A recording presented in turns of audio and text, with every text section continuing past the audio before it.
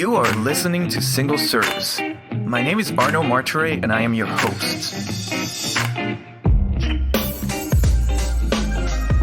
Single Service is a podcast dealing with design, architecture, business, and city building in which I interview an expert on a specific subject matter. Together, we dive into that topic and challenge conventional thinking in a thought-provoking conversation. I sincerely hope that you will find these conversations as engaging as I did and learn a thing or two in the process. Don't forget to send us your comments, criticism, and praise. To do so, you can email us at hello@rvltr.studio or leave a comment online. You can also subscribe to the podcast on our website at rvltr.studio.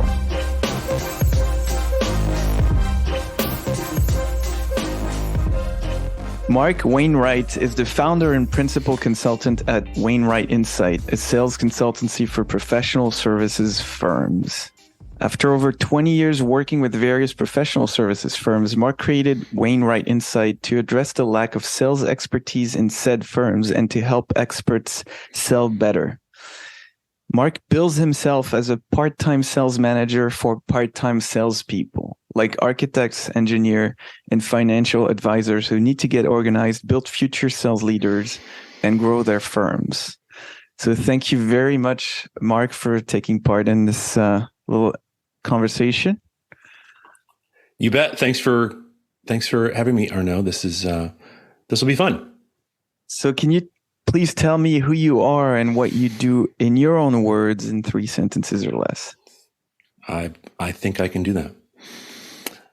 Most architects, engineers, consultants, and other experts struggle with sales, even saying it sometimes. As a part-time sales manager for those part-time salespeople, I help firms create and run an organized sales function, and I coach individual doer sellers to increase their skills and confidence with sales. Architects and engineers who are more organized, more confident, and more prepared, and generally more skillful with sales can take control of that really messy, often confusing process of finding and winning new work, and hopefully become the firms that they have always wanted to be. Sounds pretty clear to me. So in the process of preparing for this interview, you and I discussed many possible topics, and ended up settling on the idea that proposals are or should be treated like conversations. What do you mean by that? It's a good one. It is a good one. Particularly with things that are complex, like architectural services, buying and selling should be a series of conversations. And a proposal is one of those conversations in that series. And it's not just a piece of paper. And to be clear, I separate out, and some of the people who your audience, some of the listeners may get a little confused with proposals and contracts and scopes of work and other things like that. I separate those two things out. I don't think a proposal is necessarily ever a contract. Those are subsequent documents and hopefully subsequent conversations in the process. But I deal with proposals pretty specifically, where you're proposing ideas and price and things like that.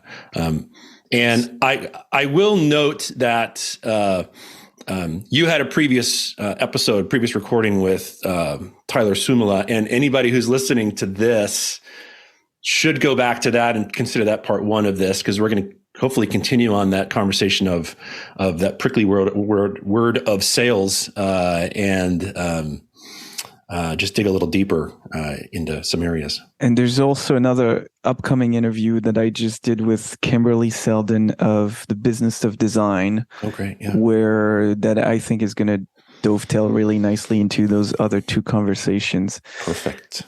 So while we're at it, to make things crystal clear, why don't we do a little audio glossary of what you mean by proposal, contract, and maybe whatever else you think we need to clarify before we dive deeper?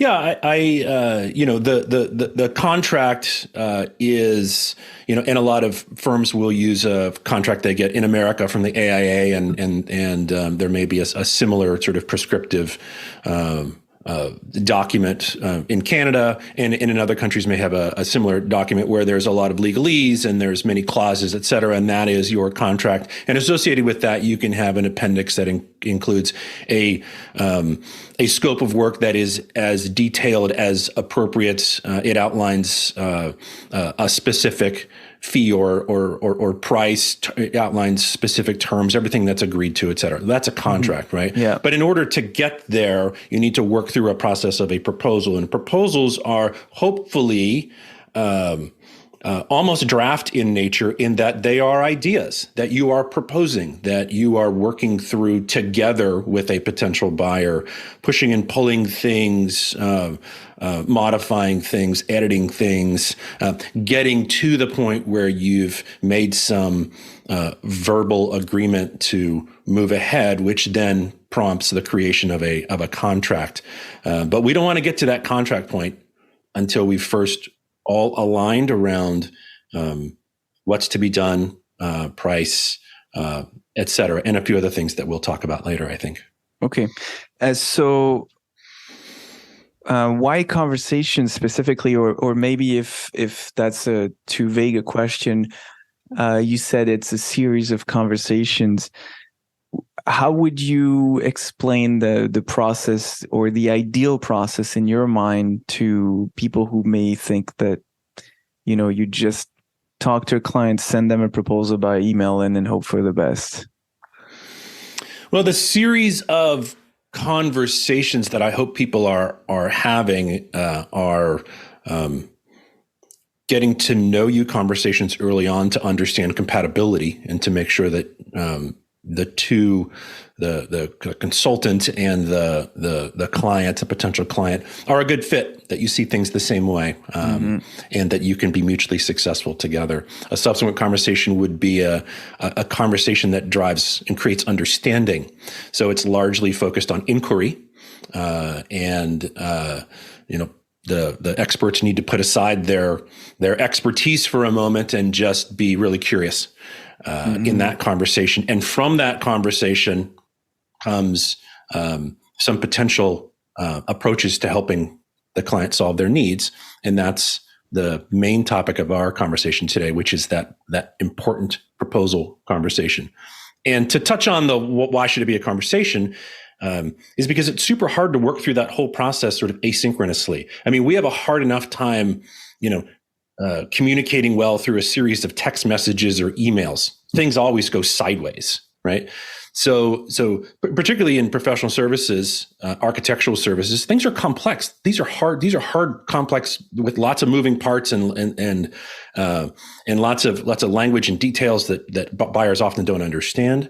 Things can be misinterpreted. We can't read body language without a real live, in-person conversation, and we can't respond to questions and comments as they arise. So, a conversation gives us that real-time live interactivity that we really need to move through pretty complex stuff. Yeah. And I can attest to that personally, because a number of years ago, I took the Win Without Pitching training, which is sales training. Great stuff. And it's basically what you described. It's the conversation, like taking the client through a series of conversations. And what I've learned through doing this, and I think this is what the listeners really need to, if there's one thing to retain, is that by asking the right questions and listening, in my opinion, is the most important skill. You get so much valuable insights as to what your client is thinking, what their fears are, what they're not telling you. It's almost like a superpower. It's really mind-boggling sometimes. And it is a superpower. As a result, what I've experienced often is that I go in to meet with a potential client and having no idea what to expect, and I come out with a pretty clear understanding of what's needed and how I can help them, if I can help them. So I'm a huge fan of the sales process as a series of conversations.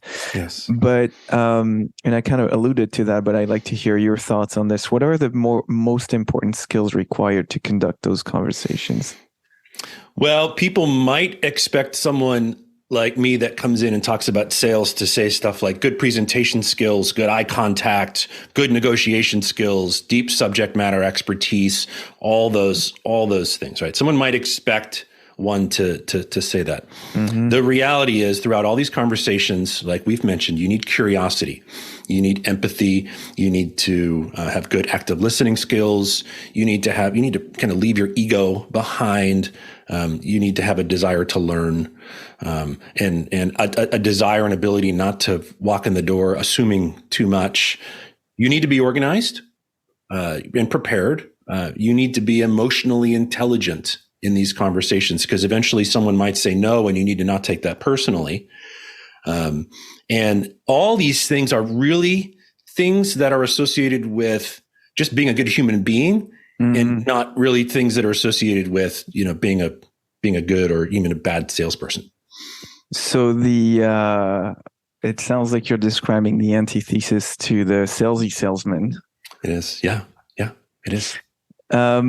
So I want to talk a little bit more about proposals. And can you describe, before we get into the way things should be, can you describe the most common approach to proposals from service providers that you've seen in your career?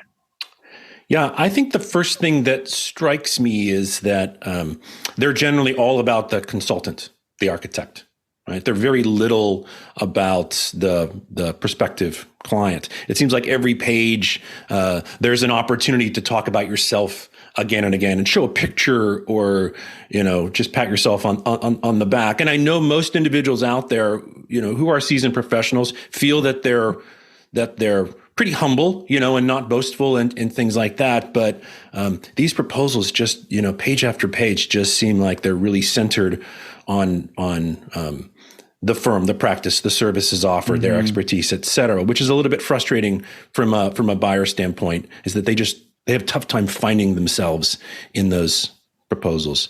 But, how they're built, beyond that, how they're built, they generally jump right into sort of the detail-y stuff, the scope, the schedule, the budget. They get really, really deep into the technical details. They get focused on tasks and the work to be done.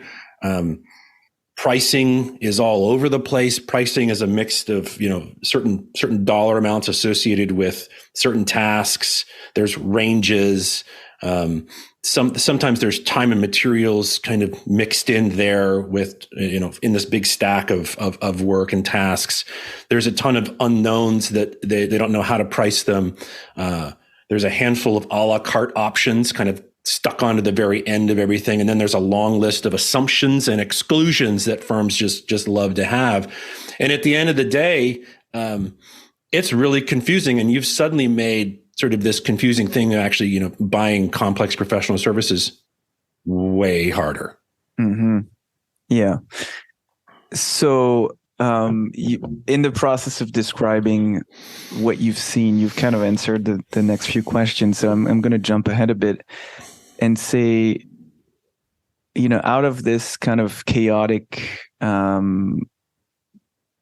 mess, let's say, for lack of a better word, that you've experienced as part of working with your clients, what would you say people should do differently? What's the ideal kind of proposal process from start to finish that people should consider to become more effective salespeople? Great. It's such a good question. So fundamentally, and the first thing I mentioned before was that they're all about the consultant. Immediately, that needs to get flipped 180 degrees. And so a proposal needs... If I may interject for a second, I see this in marketing all the time too. Yes. It's like you go to someone's website, it's all about them. It's me. And it should really be like, you're our prospective client. This is what we can do for you. Yes. And I'm broadly generalizing, but that's kind of a disease in the architecture industry. And I'm going to maybe make enemies in saying this, but so be it. I think architects tend to have, generally speaking, pretty big egos. Not all of them, but a lot of them do. And when it comes to marketing themselves, it can really bite them in the ass, because it's always all about them, all about. I saw just a horror as an aside, but it was just so cringy. I saw an architect who's shall remain nameless, but pretty famous in Canada, who did a partnership with a big brand that had nothing to do with architecture.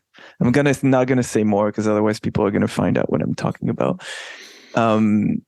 But it was all about him. It was all about, this is what I believe in, this is my aspiration, and it looked really cool, but it said nothing about.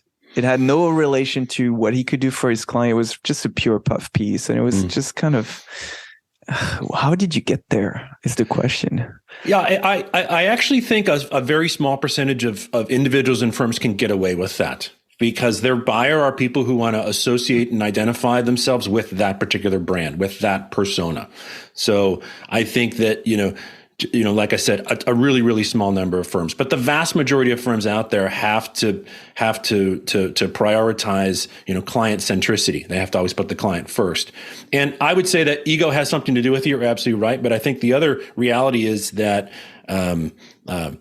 when we are a practitioner, and things are confusing, and often with architects, things like marketing and selling are confusing. So when things are confusing, we default back to what we know and what we're comfortable with. Mm-hmm. And what we know and what we're comfortable with is ourselves. So we talk about our practice. Yeah. Right. So I would say it's not necessarily intentional as much as it's just the default setting of so many experts out there that we're like, all right, we're going to put up a website. What do we talk about? We don't know. Okay, let's talk about what we know.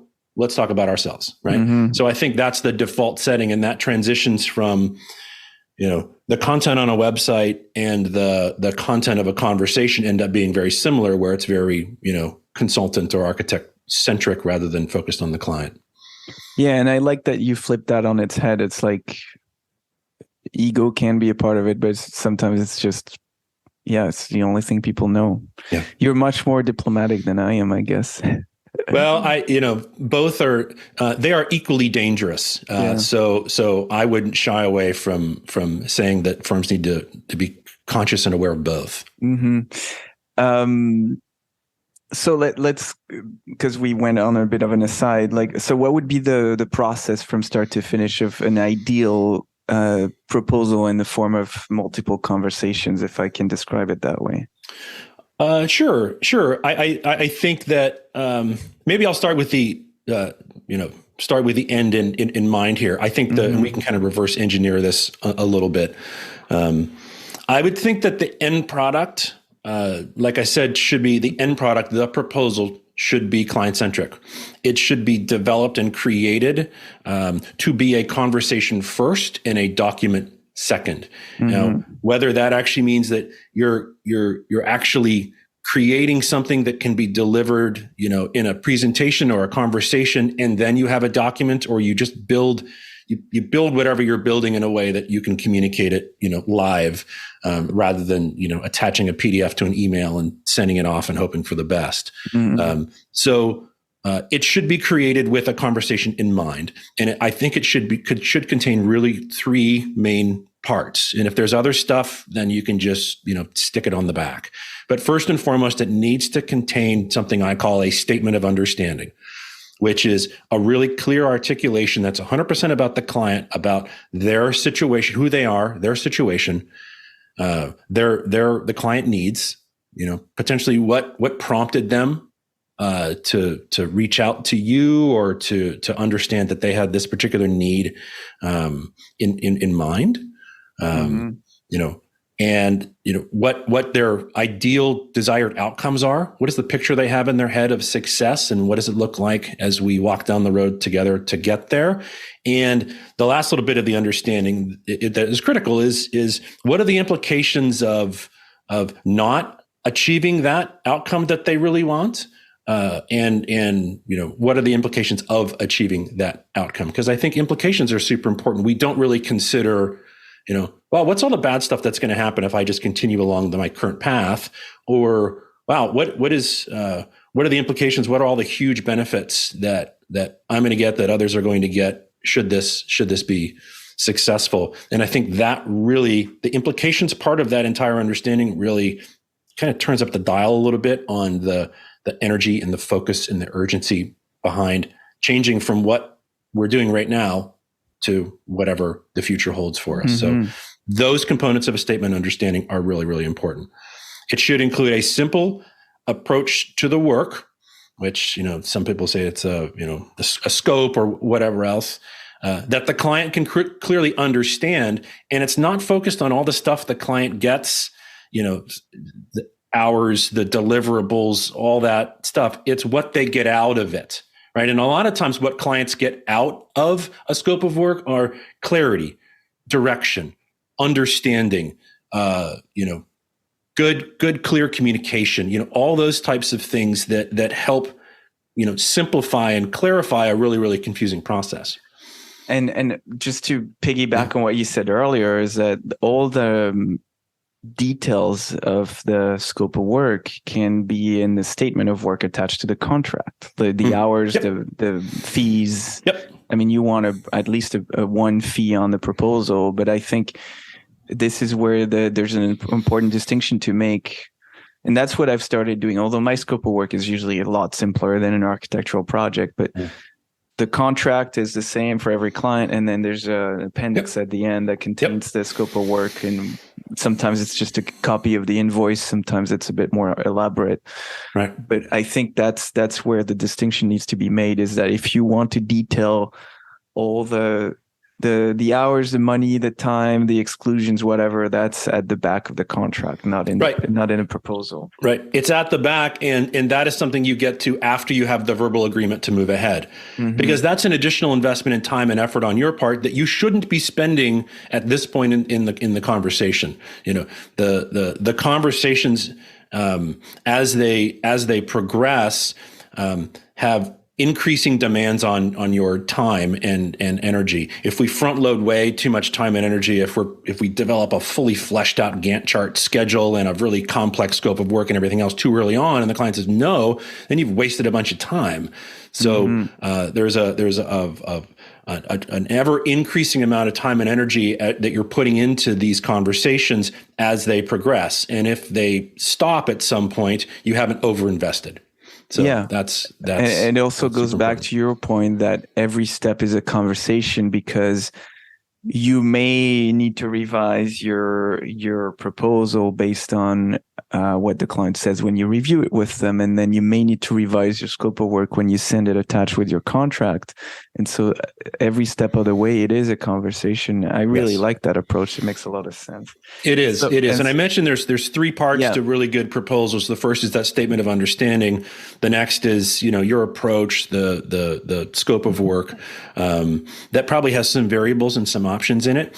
And then the last is price, right? Yeah. And your price should be put forward in a really easy to understand 3-option table that sits on one page that someone can really understand and read. And then they get to choose which option they'd like to buy.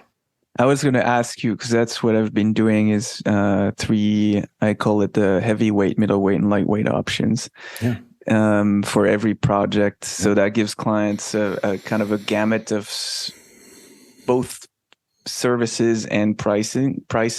Right. And then they can pick whichever they want. And so how do you structure those 3 options? Because what I would call the heavyweight in my proposals is usually like fully loaded, everything I can think of under the sun.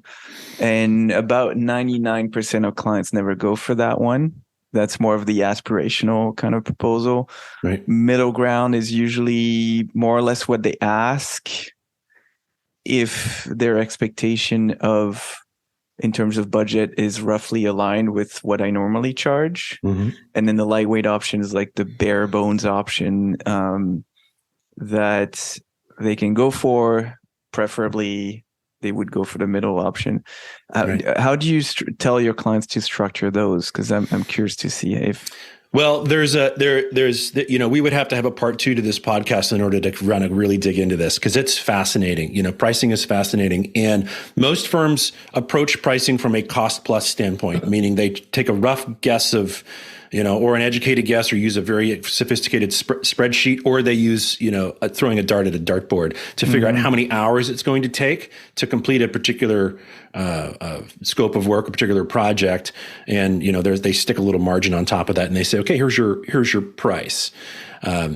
But the problem with that approach, because all that kind of rolls up typically in what looks like one option. The problem with only providing one clear option, or a messy collection of a bunch of different numbers, is that it makes it hard for someone to buy. Someone doesn't want one option. People like to choose, right? And not only do people like to be able to choose, they like to co-create the final thing with you. Right. So giving them three options gives them the needed context they require in order to make a decision. Oh, light, medium, heavy, small, medium, large, whatever the three options are. It gives them the ability to compare those numbers inside your proposal. If you only give them one option, they have to go to someone else to get a comparative number. Right. And you don't want to do that. You want people to choose how they'll work with you, not whether or not they'll work with you. Right. And I think that's the core of having these well-structured options. Now, I will always kind of make sure I asterisk this and say you can't give them too many.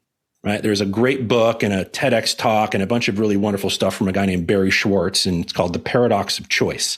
Right. Where if people are given too many options, they won't be able to choose one and they'll be paralyzed. Yeah. It's like when you're standing in front of the canned tomatoes at the store and there's 30 different options. You don't know which one to choose. Exactly. When people say, "Oh no, I choose just fine. I choose the one I always choose," which is understandable. It's something that habitually you do week in, week out, month in, month out, whatever else. But sometimes people are only buying professional services like this once, so they have no idea. Right? Yeah. So you can't give them too many options, and you can't just give them one. So you have to give them the right amount. And it seems that 3 is a good amount, right? And how I recommend firms structure it has less to do with what's included and what the amounts are and all of that. It has to do with, a small option should either get them to where they want to be or get them close, but not incorporate a bunch of things that they likely want or value. The middle option should be something that you can provide, gets them where they want to get to, helps them achieve the objectives, incorporates a bunch of things that they'll need, and is, something where both of you can be mutually successful. The big option is the kitchen sink, right? Take all of the options, exclusions, exception, like all of it, and just throw it in there. And if it's a really, really high price that they'll never, ever buy, that's okay. They look at that and then suddenly they use that really high priced ones and look at the other two and they say, oh, those other two look like a pretty good deal. It's called anchoring, right? It's called anchoring, right? It's called high anchoring. And I will also say this. If people out there are thinking this will never, ever work in my complex, high dollar professional services, they are wrong, right? This works all the time because we're not dealing with this, really deep, rational thinking that's going on in people's heads. We are dealing with, sometimes irrational, a little bit illogical, kind of fast thinking that happens in people's minds that often, either, guides good judgments or clouds other types of decision making. But it's at play in all of our heads, and it's called cognitive bias, right? And there are a whole bunch of different kinds of cognitive biases, and the one you just mentioned, anchoring, is one of them. And all these cognitive biases are at play, particularly when we're talking about price, because price creates this very sort of, kind of carnal, sort of like, this really base human reaction, like this fight or flight, almost sort of a reaction in our brains. And we have a tough time sometimes, separating ourselves away from all these biases that are at play in our heads and really thinking about it rationally. Very rarely does that happen. That makes a lot of sense. I think you're right. We might need to have another conversation about pricing alone, because I wanted to ask you about value, but I think it's getting a little too far out of the scope of this conversation. So maybe you can briefly touch on that, pricing based on value versus, hourly or any other form of valuing what you do. It's complex, but so without getting into the details, I will say one thing I think that most people completely miss about value. And that is that value exists completely in the eye of the beholder. It's like beauty, right? They are in complete control of the value that they assign to something. And our goal as salespeople is not to, make a value proposition or make guesses or assumptions about something that someone will assign value to, something that people will pay for, right? Because I think a lot of times we think people will pay for a certain thing when they don't care about that, right? So that is the one thing I will say about value is that the buyer, consumer, whoever is in complete control of value, right? But in order to be successful in speaking to value, using value in the conversation, the option that a seller has is to uncover the value that people assign to a particular thing. They're really finding out what's most important to them. If you can find out what, the top 2 or 3 things that are most important to someone and then price those appropriately, great. You'll have a successful sale. If you're pricing things that people do not care about, it's going to be a tough road. You kind of answered that in a circular way, but I want to push back against the idea of that value isn't strictly in the eye of the beholder, because it is largely, but you can influence via the conversations we've been talking about by listening and understanding what the client values, which is what you just said. Yep. So it's I guess just a different way of putting it, but because I think it's important for people to understand that they can influence the process, even though the ultimate decision is in the hands of their clients. They can affect how the value of their services is perceived and therefore be more successful at selling them. Does that make sense? I'm with you on that one. Value is an often misunderstood but incredibly fascinating concept, and most professional services firms do not understand it, do not leverage it, do not consider value when it comes to the services they offer, how they put together, scope, and how they price things.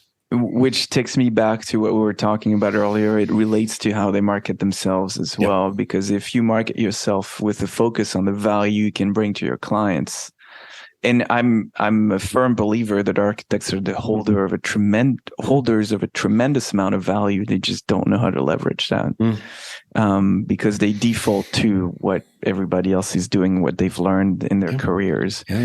So I think we've covered pretty much all the points I wanted to cover. I just want you to maybe give a couple pieces of advice to people that want to start on the journey of becoming better salespeople, and maybe this time just focusing on proposals. What should they do now for the most immediate results? What's the 1 or 2 things you would recommend? Right.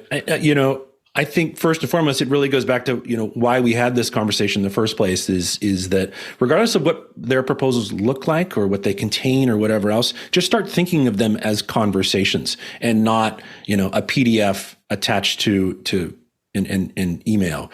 The expertise and time that we spend on developing these proposals is a completely fair trade for 60 minutes of someone's time to have a meeting, walk it through, have a conversation. Right. That is critical. And if someone is not willing to have that conversation with you, it is a powerful leading indicator that they may not be a really good fit to work with. And if you often are working within very prescriptive, RFP situations where you don't have access to the client to have these really great conversations, that's another red flag. That says, should you be out there selling services to people who are using really, really poor buying processes, who don't want to talk to you, even though you're going to be working with them potentially for years? Is this a really good way for them to be buying these services? And likely it's not. It's not. There are people in Canada, I'm sure in the US as well, who are fighting for procurement reform because too many times a complex architectural project was procured by someone who spent a lifetime procuring stationery. And those are not the same things. You can't understand complex professional services if you spent your life procuring simple products. Agreed. In large quantities. But the other thing that I've learned from Win Without Pitching and Blair Enns and his team is that they, without breaking the law or doing anything unsavory, advocate for trying to circumvent the inability to talk to the decision makers when you're in an RFP situation and try to, they call it derailing the process. And that's a fine line to walk, because you can very easily go from doing something that gives you a slight competitive edge to breaking the law. So I would caution people to do their own due diligence and make sure they're not breaking the law before they engage in such behavior. But there's value in trying to circumvent the process and get the information you need by talking to the right people. I totally agree. I have a current client that I work with that received an email communication from a municipal agency, transportation department or something like that, that said, "Hey, we had a recent public RFP out there and nobody responded, or not enough firms responded in order to, meet our requirements." Yeah. So they sent back a note and they said, "What did we do wrong? What should we have done instead?" Right? Like, why didn't you submit? Yeah. And, I had to hold myself back and say, well, you did everything wrong. But yeah, I think there's a little bit of a movement out there for professional services firms to start pushing back a little bit and not submitting and not playing the game, and say, look, you can't purchase a really complex thing, with a piece of paper. You just can't. No, it's not possible. And oftentimes the RFP themselves are so taxing in terms of the information they require. I did respond to an RFP from the Ontario equivalent of the AIA, the Ontario Association of Architects, to produce a podcast. And those guys did it right, because it was what's called QBS, so qualification-based selection, where you basically put a short document that it's a glorified CV with some information, some references. It's actually not very time-consuming. And then if you're shortlisted, they have a conversation with you. And I thought that was I didn't get the job, unfortunately, but I thought that was a very good approach, because I was able to, I thought their idea of what they should be doing to produce the podcast was missing a few ideas. So in the conversations, I was able to say, look, I understand what you're trying to do, but there's a better approach, and here's how we would go about it. Agreed. And that's great. You can't do that if you're just sending a 50-page document that you spent a month putting together and it cost you $100,000. It's just not going to work. Right. And it seems like there's enough work out there for people to not bother with RFPs unless they're really big firms who can just afford to sink in the resources. But there are ways. I know clients who've gone public work without going through the RFP process because they were involved beforehand in either finding the land or securing the lease or whatever, and then they ended up getting the job as a result of that. So there's other ways to circumvent that. So that was great. I think that's enough for today, because it was pretty heavy in content information, which is great. I really enjoy talking to you. But before we part ways, any last words of wisdom that you'd like to share with the audience? There's just so much great information out there that may not be connected to the architecture, professional services world, about sales, about how to price, about what a really good buying and selling process really looks like, about what those conversations need to contain, that I think a lot of architects and other experts just need to kind of take their blinders off a little bit and kind of explore the world of the universe of great information out there, because it's got, the modern sales has nothing to do with that sleazy, pushy car salesman, and really it has everything to do with just being a really good human being. Yeah, those are great words to end on. So thank you very much, Mark. It was a real pleasure to talk to you, and I think we'll have to do a few more of those, because there's too much to talk about. It's a deal. Thanks, Arno. Hey, Arno here. I hope you've enjoyed this episode and that you'll come back for more. Please please share with your friends and colleagues, and remember to subscribe on our website at rvltr.studio. Until next time, ciao.